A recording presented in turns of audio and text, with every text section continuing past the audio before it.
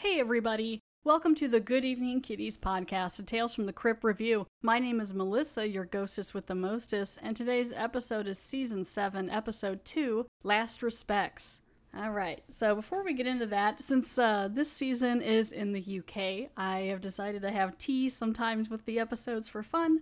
So today I have a new cup of tea. I am drinking Earl Grey tea today. You know, no milk and a little bit of sugar in it. I got a little bit of sugar. It's in a kitty cat cup, kitty cat mug. Yes, I'll go ahead and try a little here. Yeah, I like Earl Grey. It's been a while since I've had it, but quick little story about Earl Grey tea and me. When I was in college, now over 10 years ago, there was like this strip of like little bars and, you know, movie rental places and like a Dollar General and all this stuff next to where all the dorms were and stuff on the side of the campus. They would have different specials and things for students. So you could go and drink and whatever for the cheap and then stumble your way back to the dorm rooms onto our quote unquote dry campus. And that's what a lot of students did. Now, I'm not a huge drinker, but some of my friends were. So then we'd go. There was this one place that was pretty close to the campus that kind of was like a bar restaurant, but it was more like a cocktail bar. You could get these little potatoes and stuff that were really good. And so, you know, while my friends would be having like a Sambuca cocktail or something,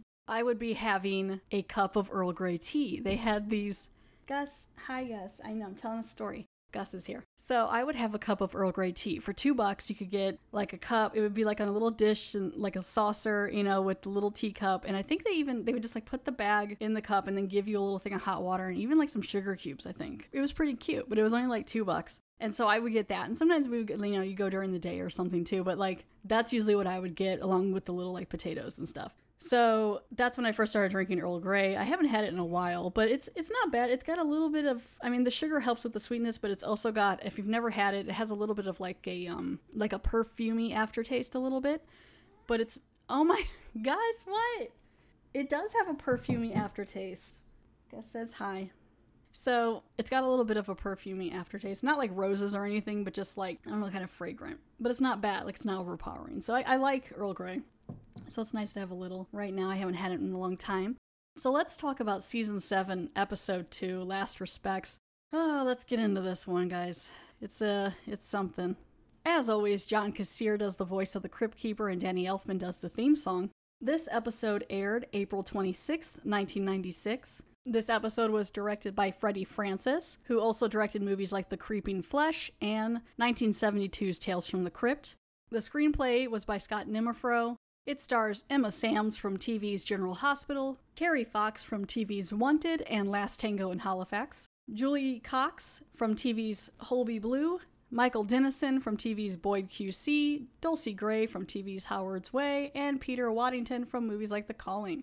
I'm going to go ahead here and read the back of the box here for Last Respects. Welcome to the House of Curios, where a cursed monkey paw can grant wishes. Wait, don't wish for that! So yes, it's another monkey paw type episode. This has been done multiple times in different ways. There's one on The Simpsons. The interesting thing about this story is this monkey paw episode is directed by Freddie Francis. Now, like I said earlier, Freddie Francis also directed 1972's Tales from the Crypt. Great movie if you haven't seen it, or you can go check out the episode I did a couple years ago on it. Is fun movie. But it's an anthology film, and one of the anthology parts in it is a monkey paw episode. I think it's done a lot better in the 1972 version.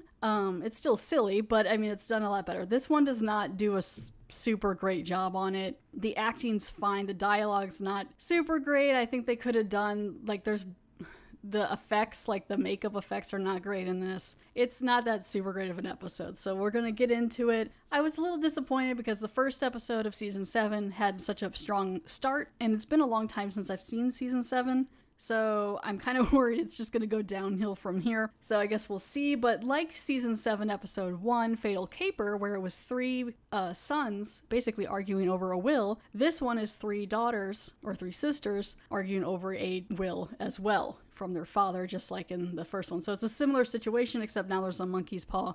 If you don't know the monkey paw situation, it's like there's a little paw or whatever, or a talisman or something, some sort of like statuette or something, and you can make wishes on it. Usually what you wish it comes true, but in a way that's detrimental to you. It's kind of like a wishmaster situation or like a leprechaun situation, something like that. So that's what this is all about. Now in this episode, it's an actual like long monkey paw. So, Season 7, Episode 2, Last Respects. The episode opens with the Crypt Keeper, of course, like it always does. He is holding some organs, and he's putting them away for safekeeping. He's got like a little like safe, like a gun safe looks like, and he's putting organs in there, and he is doing financial services. It's like an infomercial from the Crypt Keeper. You know, he's gonna help you save them organs and save that money and everything like that. So he's just having a good time. He's in a little white suit with a little bow tie, and he's just having a good time.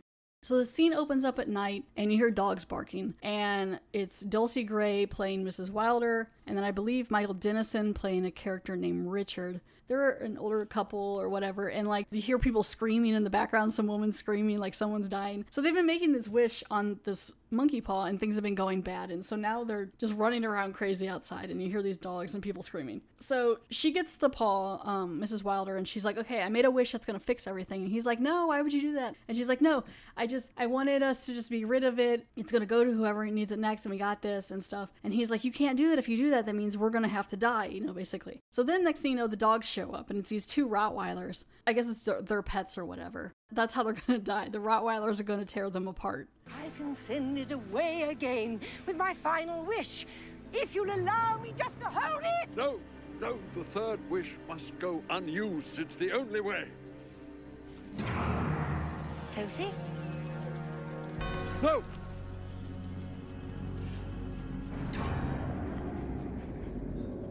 I did it, Richard.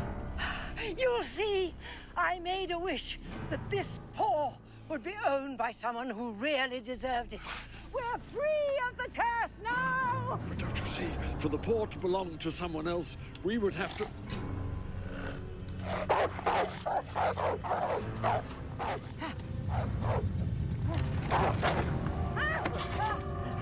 You have your wish at last, my darling. We're free of the curse forever. They don't show it, but like it's funny because like the dogs show up, and the one dog's really like, normally in some of these like in Stared in Horror, you can tell the dog's like a really good dog, and they just like put some peanut butter on its mouth, on this like German Shepherd's mouth, and we're supposed to act like he's scary. This one is like, the dogs are trying. The one on the right is definitely barking and working it. Like he's like, arf, arf, arf, here we go. Now the one on the left makes me laugh because he kind of keeps looking at the other dog. Like I noticed, it's probably not anything, but like maybe he was looking at the trainer off the side of the thing, but he keeps like looking over like, oh, we're supposed to be being mean? Okay, mean face. Like it just seems kind of silly to me. I know it's dogs, but it just like seemed like this one dog, his little heart wasn't in it as well as the other one. So they're barking, and then it cuts to the dogs jumping, and it cuts to their face, and that's the end of the opening scene. So the dogs rip them to shreds, is the implication. So they are gone now. They are dead. So it cuts to the outside of a House of Curios. It says Mr. Fingers House of Curios. I don't know about that name, but okay. It is like a curiosity shop, you know, oddities and stuff. And it's ran by three sisters, Yvonne, Dolores, and Marlise. Marlise, I believe, is the youngest. And so they live in this, it's a shop, but it's also got, I think it's got like a house built on top or something, some sort of thing they can live in. So it's just like this curio shop, and you have Dolores and Yvonne, and they're the older sisters, and they're arguing, and they're like talking about how they're running out of money and they can't run this shop. And their dad passed away, and I'm assuming that's Mr. Fingers. So their dad passed away, and they're like, you know, what are we gonna do? And dad and stuff. And then they turn over, like they move over, and she starts cleaning off a coffin that's clear, like you can see through it, and it's their dad. Their dad is just right there in the curio shop, upright in his coffin in a little suit with a scarf on him, and she's just polishing it up like, oh, sorry, daddy. Maybe we should move you out of the way because you're taking up space, you know, just all this stuff. So that's how odd this shop is. They have their dead father on display. What are those? They're for Halloween. We're a House of Curios, not a costume shop. Dolores, at this rate, we'll soon be paupers. And no amount of Father's magic is going to change that. If we're going to survive, we're going to have to expand our client base. Never! I will not have nasty little children in this shop dressed up like Iggy Oswald, biting the heads off rubber bats. Ozzy Oswald. Oh, Iggy Oswald. Whomever. I will not have them mocking the dark arts. Would more than likely cause Father to roll over in his grave. Sorry, Father. He's just sitting there with like his mouth all open. So in walks their younger sister, Marlise, and she has a box of just like little knickknacks and things that she picked up, I guess, from some estate sale. I don't think they really go into it, but she brings back this box of things to add to the shop. So they're at each other's throats, and it's basically dialogue of Yvonne is married. She's married to this guy named Basil. He's an idiot, but she's like rubbing it into Dolores like, you're in your 30s and you're single, and it's because you're boring. And then Marlise, I think, is single too. So it's like they all live under this house. There's also an older lady. I believe it's Basil's mom. So it's her mother-in-law. Well, Yvonne pretty much, like, I think they all live there. But it's like Yvonne has to take care of her husband and his mom, and then the two sisters are there. And then apparently, like, they're all mad. They're both mad at the youngest sister because she got put in the will when the dad died to be the owner of the place. So she gets to make more decisions, which they hate. So it's just like setting up this whole thing. These people with the wills, like, just setting up all this animosity between siblings. So they're arguing and fighting. Marlise has the box of stuff up on the counter here at the store. And so she ends up knocking it over. And so it knocks over and out falls with a bunch of other stuff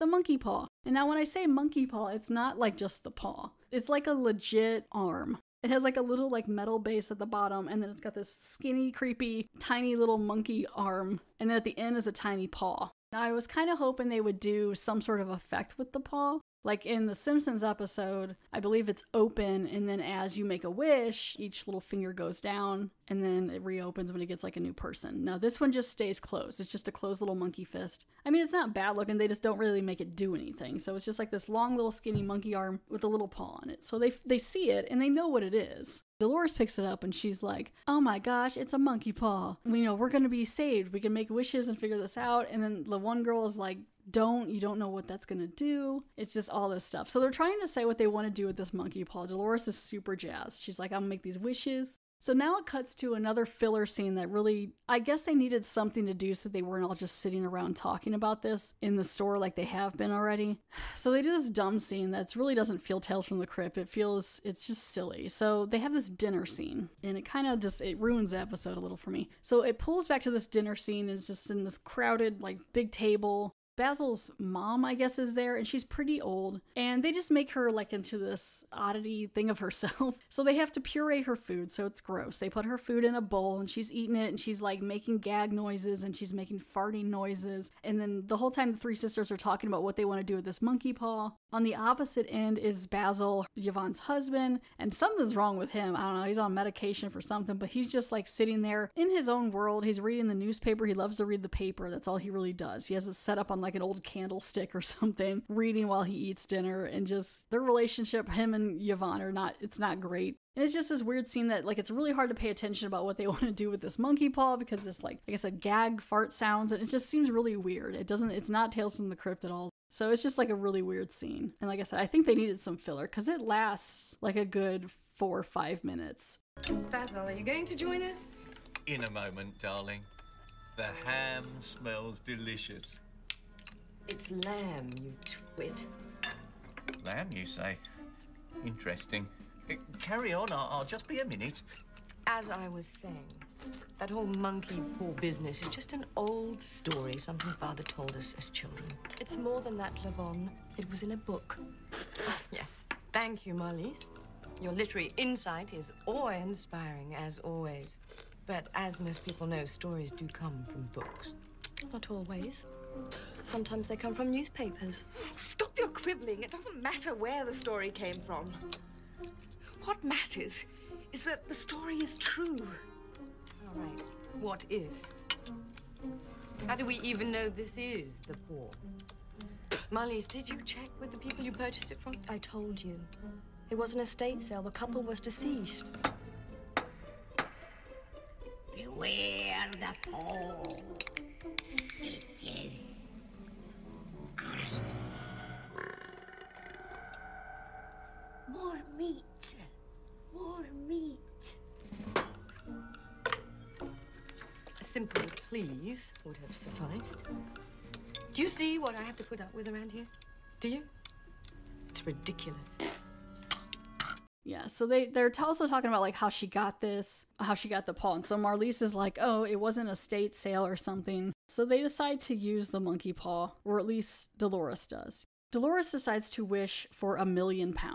And they're like, what? And she's like, I could have wished for a lot more than that. That's not that bad. So she wishes for that. And so within like a few minutes, if that, they get a phone call. And they get a phone call that Marlies, since she's like the head of the will or whatever, she's acquired these pins, I guess like these fountain pins maybe, that are each worth 250,000 pounds. So that's only 7,500,000, which they think is weird. They're like, that's not quite $1 million, but okay. But they're still excited nonetheless. They're like, oh, we got these 3 pins or whatever that, you know, we can sell and make all this money, but we got to get Marlies down there to check it out. It was apparently some error in the paperwork from like 40 years ago. So Marlies is super jazzed. She's like, yeah, I got all this money. And then she's like calm and walks out because they're like hoping she'll share with them. And I think she's just like, I'm going to get out of here. I don't care. Because she's like the head of this will. And in the meantime, Basil's just sitting there on the chair. You barely even see his face. He's just reading the newspaper.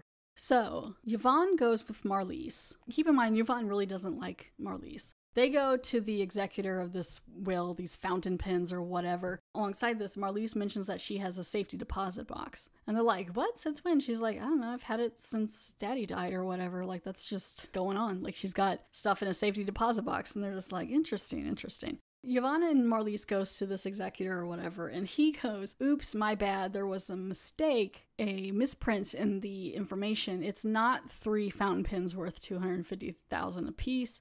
It's 33 of these like wiggly snakes, like snake wand looking things, like a gag. And Marlies is just like in tears, like she's like, oh my gosh, we're so screwed. What do you mean there are no pens? On the phone you said there were 3 pens worth 250,000 pounds each. Yes, well, I'm sorry, but as you can see for yourself, there was a misprint on the shipping letter. What am I supposed to do with 33 waterway snakes? I'm warning you, Marlies. Stop this nonsense right now. Marlies, are you listening to me? Again, my condolences, Miss Finger. But as I mentioned before, I do have a dinner engagement. Mr. Kurd, I don't care if you're having dinner with the Queen in your underwear. If you don't take your hands off me right now, I promise you I will personally introduce all 33 of these snakes up your large and rather unflattering Dolores gets a phone call that Yvonne and Marlies have been in a car accident. And right away she's like, a car accident? Oh no. And then she gets this little smile on her face. Are they both dead? So she goes to the hospital. Marlies has died. Marlies, the youngest, died in the car accident. And Yvonne's sitting there in the hospital. She has like a little patch on her head and she's like bleeding. And they're just like acting like they're sad. Because Marlies kept crying after she left the executor place. And so Yvonne's like, she just kept crying. And we got in a fight. And then we got in a car accident and then she died. And you don't want to see her because like, I think she said she burnt up in the car. Yeah. So she's like, it burnt up. You can't even see her. And then that's when Yvonne turns to Dolores and she's laying there in the bed and she goes, well, if anything, Marlies had a $1 million insurance policy. So now they're getting the $1 million. Okay. And Dolores feels terrible. She's like, oh, I shouldn't have made that wish. I didn't think it would be like that. She's like, I'm going to go destroy this monkey paw. Don't worry, I'll fix it. And Yvonne's like acting all sad. And then as soon as Dolores leaves, Yvonne's like, okay. So you know she knows something. This is when there's like, they have this monkey paw book. It's like this thick book. At first I thought it was a manual and then I think it's just like a story. And she's just like, I don't know how you're going to read it or beat this monkey paw. But yeah, she's so adamant she's going to beat it. She's like in tears. So then Dolores is like, I got it. I'm going to wish that Marlies was back here the way she was before the accident. And immediately they get a phone call. And they want them to come down to the morgue because something's up with Marlies. So, Dolores goes to the funeral home. They show her the body, and her body looks a bit waterlogged. It doesn't look very burnt. So, Dolores gets down there, and she's like, is she alive? The mortuary person's like, no, that would be weird. She's not alive. But, interesting, we looked at her body, and it looks like she was shot before she drove off the road. And instead of getting on fire, instead of being on fire, she drove it into a lake. Someone had shot her, in the head or somewhere, I think in the head, and then she drove it into the lake. It was not what Yvonne was saying. So she was murdered. So now Dolores is like, oh, Yvonne has some explaining to do. So Dolores heads home. Yvonne is back in there. She's furiously packing. She's grabbing costume jewelry and all kinds of stuff. She's packing because she's going to get out of there. She's sick of her husband. She's sick of her husband's mom. She's sick of this place. She's going to take this $1 million life insurance or whatever. I guess she'll get it later. I think she's just taking the important things from the curio shop and just getting out of there. She feels like she's paid her dues. She's had to change the mom and all this stuff. She's wanting to get out of there. She hates it. So Dolores pokes her head in and she's like, murderer. I can't believe you did what you did. You killed Marlies for that insurance policy because she found out when she was at the executor with Marlies, she found out that Marlies had this life insurance policy from her father. Yvonne's like, yeah, I would have got away with it too if it wasn't for that stupid monkey paw. So Dolores makes one last wish. She like closes her eyes and like she says it in her head. She says that she gives the wish over to her sister. And she like tosses the paw over to Yvonne. Yvonne's like, I don't want it. I wish the wish back to you. So now you got it. So somehow, I don't know, I guess she read the book or whatever, but she figured out a way to beat this, which it doesn't make much sense. So the paw, instead of giving the wish to Yvonne, gave the wish to Marlise, who's dead. Give me that bloody paw, Dolores. I don't want you using that last wish against me. Don't have to worry, Yvonne. I've already used it. You what? Oh, I'm not as daft as you think. I gave my wish away. I wished that the last wish belonged to my sister. You're pathetic. I don't want your wish. In fact, I wish that you had your wish back. That's done it. Oh, no, it's not. Because I didn't tell the poor witch sister to give it to. I beat it in its own ridiculous game. That twisted paw gave the wish to Marlise. Okay, so it gives the wish to Marlise. Somehow Dolores knows what her dead sister's wish would be, because they turn to the door of the curio shop and all the lights are flashing, and in walks it's windy, and it's a dead Marlise. She's in her like what she was in when she was driving. She's all waterlogged. It's kind of creepy, but like the makeup is not good. It looks like it's just a bunch of plotted makeup on her face with some blood. And she comes towards Yvonne, and Yvonne starts screaming. And they get locked in like this storage area, crypt-looking thing inside the curio shop. And Dolores is ecstatic. She's like, woohoo, yeah, I love it. So she was like probably the better part of the episode. I think she did a pretty good job. Carrie Fox, she did a pretty good job. So she's like, oh, by the way, our sister's wish was that she could spend more time with you, which maybe she said earlier in the episode, but it just seemed kind of weird. Like, how would she even know? How would she even know the paw would do it this way? Why wouldn't she still get some sort of side effect from the wish? I don't know. So it just kind of wraps it up that way. It's just like, oh, my last wish is that my sister gets the last wish. And the last wish is that the sister wants to be with the other sister. I guess she's going to kill her and they'll be dead together. I don't know. And then I guess Dolores is going to get this $1 million life insurance policy. What's going to happen to Basil and his mom? I don't know. But that's how it ends. It kind of was a weird ending. I mean, things work out for Dolores. She seems pretty happy. But yeah, that's the end of the episode. You cut to the Crypt Keeper. He's still telling all the puns, having a great time. Crypt Keeper, you're so punny. And the best Crypt Keeper pun is... I'm afraid a few of my investment strategies have gotten me into trouble with the IRS. Not to worry, though. The joke's on him. I'm about to make a killing.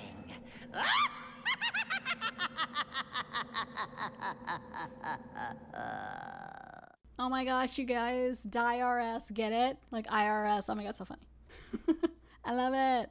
And he's even there like with some guy in a suit, like a human person who's a member, I guess, of the IRS. And yeah, so he's just having a good time. So that's the end of the episode. There is a little bit of trivia besides Freddie Francis directing the feature film of Tales from the Crypt.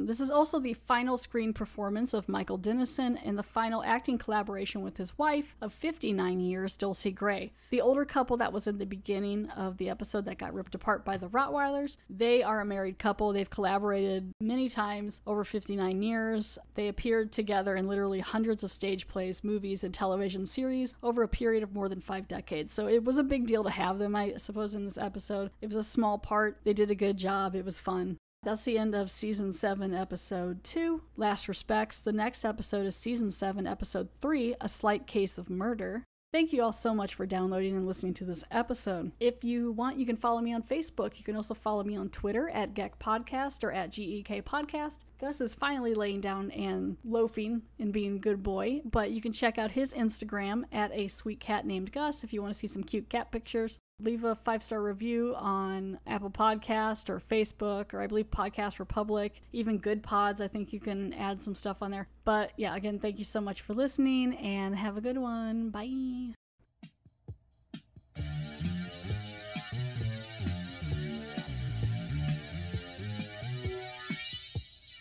I just had quite a